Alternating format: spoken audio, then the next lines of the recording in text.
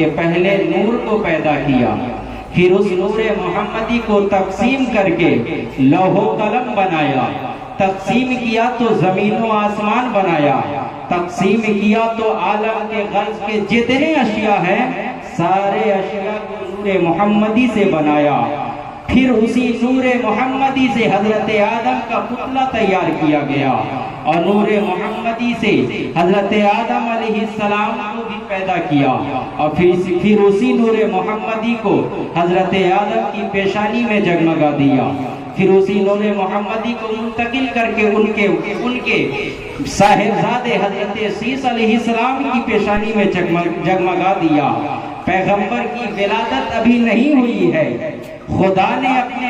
اپنے نیک بندہ محبوب کو دنیا میں نہیں بھیجا،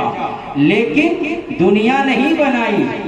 آسمان نہیں بنے، لوح محفوظ بھی نہیں بنا تھا، قلم کرسی تقدیر بھی نہیں لکھے گئے تھے، اس سے پہلے خدا نے نور محمدی کو بنایا، پھر اسی نور محمدی کے سارے چیزوں کو بنایا، پھر آدم علیہ السلام کو روئے زمین پر بھیجا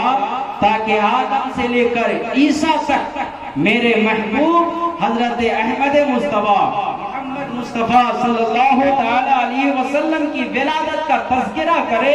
اور جو سالوں بعد صدیوں بعد آنے والے ہیں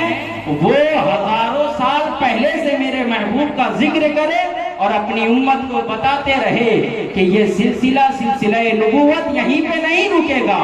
بلکہ میرے بعد خدا کا وہ محبوب بندہ آنے والا ہے جن کے اوپر جن کی ولادت کے بعد نبوت کا دروازہ بند کر دیا جائے گا، وہی اول وہی آخر۔ اول اس طریقے سے ہے کہ خدا نے سب سے پہلے محمدی کو بنایا، پھر ساری چیزوں کو بنایا، اور آخر اس لیے ہے کہ خدا نے اپنے محبوب کو سب سے آخر میں بھیجا، اور سارے نبیوں کو پہلے بھیج کر پورے دنیا میں رہنے والے جتنے مخلوقات ہیں سارے کو بتا دیا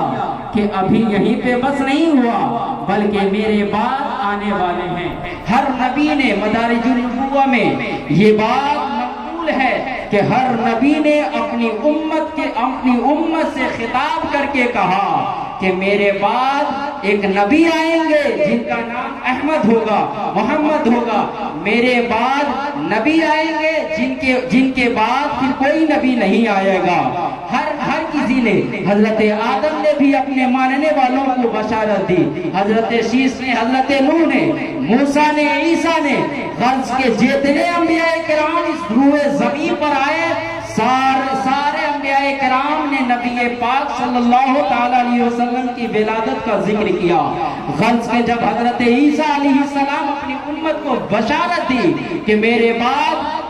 بعد ایک رسول آئے گا، اس کو قرآن میں بھی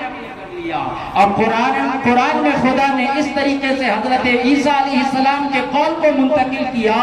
مبشرا برسول یاتی من بعدی اسمہ احمد، کہ اے لوگو میں تجھے بشارت دیتا ہوں ایک رسول کا، من بعدی جو میرے بعد آئیں گے، اسمہ احمد جن کا نام احمد ہوگا، کیونکہ حضور صلی اللہ تعالی علیہ وسلم کا نام احمد بھی ہے اور محمد بھی ہے، تو سارے نبی نے، سارے انبیاء کرام حضور احمد مصطفیٰ محمد مصطفیٰ صلی اللہ علیہ وسلم کا ولادت کا ذکر کیا۔ غرض کے حضرت عیسیٰ علیہ السلام جو اپنی امت کو بشارت دی ہے، قرآن نے بھی نقل کیا، مبشرا برسول یاتی من بعدی اسمہ احمد، کہ میرے بعد ایک رسول آئیں گے جن کا نام احمد ہوگا، جن کا نام احمد ہوگا۔ وہ سلسلہ جو صدیوں سے جن کی سجاوٹ اور جن کو بھیجنے کا سلسلہ چلا آ رہا تھا کہ ان کے استقبال میں پہلے آدم کو بھیجا، شیس کو، نوح کو، عیسیٰ کو، موسیٰ کو بھیجا، اب وہ گھڑی ختم ہو چکا تھا۔ حضرت عیسیٰ کو بھیجنے کے بعد ایام فترت کا 570 سال کا قریب فاصلہ رہا حضرت عیسیٰ اور حضور صلی اللہ تعالی علیہ وسلم کی ولادت کے درمیان، اور ان لمبے عرصے کے درمیان حق و باطل میں امتیاز ختم ہو چکے تھے، کافروں بت پرستی عام ہو چکی تھی، کسی کی تمیز نہیں تھی، حق کیا ہے، حلال کیا ہے، حرام کیا ہے، کچھ بھی تمیز نہیں تھی، کیونکہ نبیوں کا سلسلہ آنا 570 तकरीबन साले हो चुके थे कि इनके दरमियान कोई नबी नहीं आया। इसी अय्याम को अय्याम फतरत कहते हैं, फतरत के अय्याम के जिनके दरमियान लंबे अरसे तक कोई नबी तशरीफ नहीं लाए। जब खुदा ने इन लंबे अरसे के दरमियान जब नबी नहीं आया, हक व बातिल के दरमियान फर्क करने वाला, पैगाम पहुंचाने वाला कोई नहीं था, तो हक व बातिल के दरमियान इम्तियाजात खत्म हो चुके थे। बेटियों की कदर नहीं थी, औरतों की इज्जत नहीं थी, गरीबों का जीने का अधिकार खत्म हो चुका था।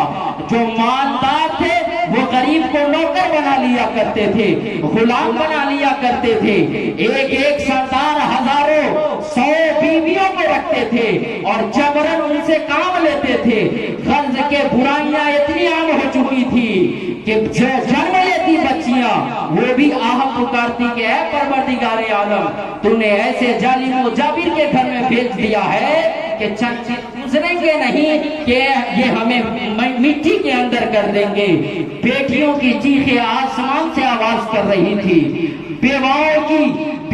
की आहें आसमान के ऊपर अर्शे मुअल्ला तक पहुंच रही थी कि ऐ परवरदिगारे आलम, जिंदगी देने वाला तो तू ही है। ऐ बेटियों ने आवाजें बुलंद की, ऐ परवरदिगारे आलम, जब तू खालिक है, तू मौत का मालिक है, तो इन जालिमों को किसने अधिकार दे दिया कि मुझे जन्म लेते ही जमीन में गाड़ दे। ये आहें 570 साल तक ये मजलूमों की आहें अर्श मुअल्ला तक गूंजती रही। तो पैगंबर खुदाए ताला ने लोगों को बशारत दिया कि ऐ बेटियां, ऐ बेवा औरतें, अब तुम्हें शौहर के चीते पे जला नहीं दिया जाएगा। ऐ जन्म लेने वाली बेटियों, अब तुम्हें मनहूस समझकर, नहूसत समझकर मिट्टी में नहीं गाड़े जाएंगे,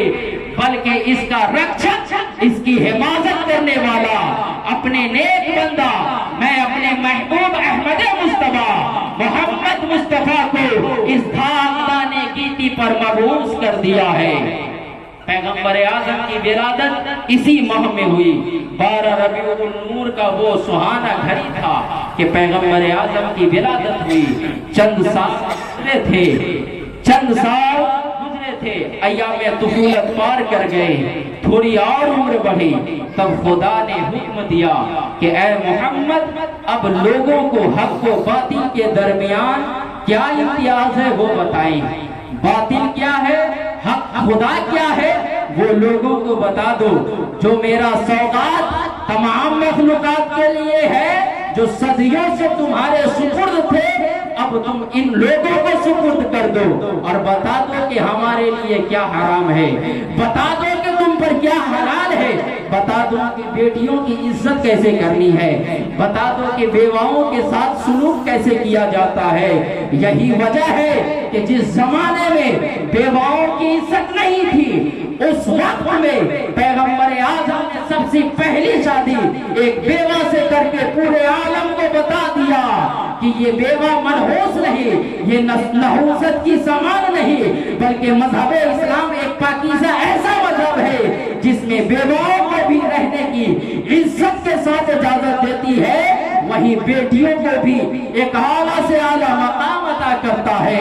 इतना ही के बस नहीं हुआ, पैगंबर आजम हक व बातिल के दरमियान जो कौले फैसल से बयान करते रहे, और इतना ही नहीं, औरतों का इतना मकाम बुलंद किया